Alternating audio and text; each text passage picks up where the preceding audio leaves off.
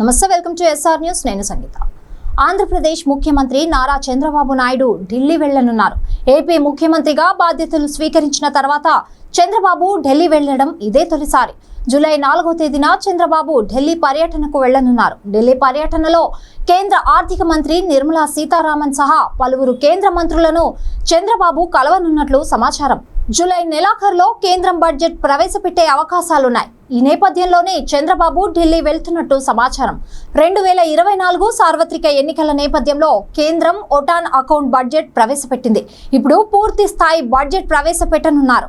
ఈ నేపథ్యంలో ఏపీకి నిధుల కేటాయింపుపై ఆర్థిక మంత్రితో చంద్రబాబు చర్చించే అవకాశం ఉంది.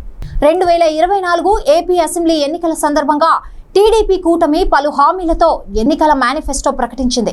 ఇప్పుడు అధికారంలోకి వచ్చిన నేపథ్యంలో వాటిని అమలు చేయాల్సిన అవసరం ఉంది. వీటికి తోడు పోలవరం, అమరావతి రాజధాని నిర్మాణానికి కూడా భారీగా నిధులు కావాల్సి ఉంది. అయితే ఏపీ ఆర్థిక పరిస్థితి అంతంత మాత్రంగానే ఉండడంతో కేంద్రం ద్వారా బడ్జెట్ లో ఏపీకి భారీగా నిధులు సాధించుకునేందుకు చంద్రబాబు ఢిల్లీ వెళ్తున్నట్లు తెలిసింది. ఆర్థిక మంత్రి నిర్మలా సీతారామన్ తో జరిగే భేటీలో బడ్జెట్ లో ఏపీకి కేటాయింపులు, రాష్ట్రానికి రావాల్సిన నిధులు, కొత్తగా తీసుకురావాల్సినవి పథకాలపై చర్చించే అవకాశం ఉంది. మరోవైపు ఏపీ ముఖ్యమంత్రిగా బాధ్యతలు స్వీకరించిన తర్వాత చంద్రబాబు నాయుడు తొలిసారిగా హస్తినకు వెళ్లనున్నారు. ఈ క్రమంలోనే ఆయన ప్రధానమంత్రి నరేంద్ర మోదీతోనూ భేటీ కానున్నట్లు సమాచారం.